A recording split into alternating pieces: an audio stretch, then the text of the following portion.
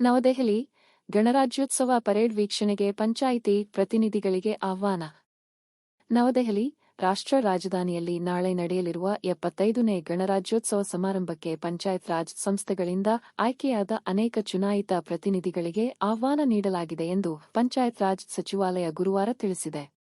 ದೇಶಾದ್ಯಂತ ಪಂಚಾಯತ್ ರಾಜ್ ಸಂಸ್ಥೆಗಳ ಚುನಾಯಿತ ಪ್ರತಿನಿಧಿಗಳು ಮತ್ತು ಅವರ ಸಂಗಾತಿಗಳು ಸೇರಿದಂತೆ ಸುಮಾರು 500 ಅತಿಥಿಗಳನ್ನು ಕರ್ತವ್ಯ ಪಥದಲ್ಲಿ ಪರೇಡ್ ವೀಕ್ಷಿಸಲು ಆಹ್ವಾನಿಸಲಾಗಿದೆ ಎಂದು ಸಚಿವಾಲಯ ಹೇಳಿಕೆಯಲ್ಲಿ ತಿಳಿಸಿದೆ.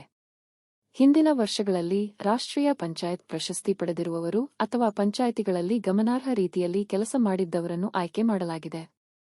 ಜನರ ಸಹಭಾಗಿತ್ವ ಯೋಜನೆಗೆ ಅನುಗುಣವಾಗಿ ಪಂಚಾಯಿತಿ ಪ್ರತಿನಿಧಿಗಳಿಗೆ ರಾಷ್ಟ್ರೀಯ ಹಬ್ಬದಲ್ಲಿ ಪಾಲ್ಗೊಳ್ಳಲು ಅವಕಾಶ ಕಲ್ಪಿಸುವುದು ಇದರ ಉದ್ದೇಶವಾಗಿದೆ.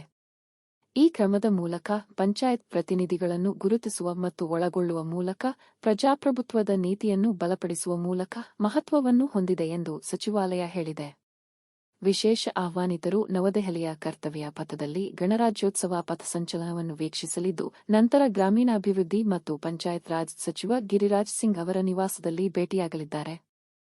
ಗ್ರಾಮೀಣಾಭಿವೃದ್ಧಿ ರಾಜ್ಯ ಸಚಿವ ಫಗ್ಗನ್ ಸಿಂಗ್ ಕುಲಾಸ್ತೆ ಮತ್ತು ಪಂಚಾಯತ್ ರಾಜ್ ರಾಜ್ಯ ಸಚಿವ ಕಪಿಲ್ ಮೊರೇಶ್ವರ ಪಾಟೀಲ್ ಸಹ ಈ ವೇಳೆ ಉಪಸ್ಥಿತರಿರುವರು ಎಂದು ಪಂಚಾಯತ್ ರಾಜ್ ಸಚಿವಾಲಯ ಹೇಳಿಕೆಯಲ್ಲಿ ತಿಳಿಸಿದೆ.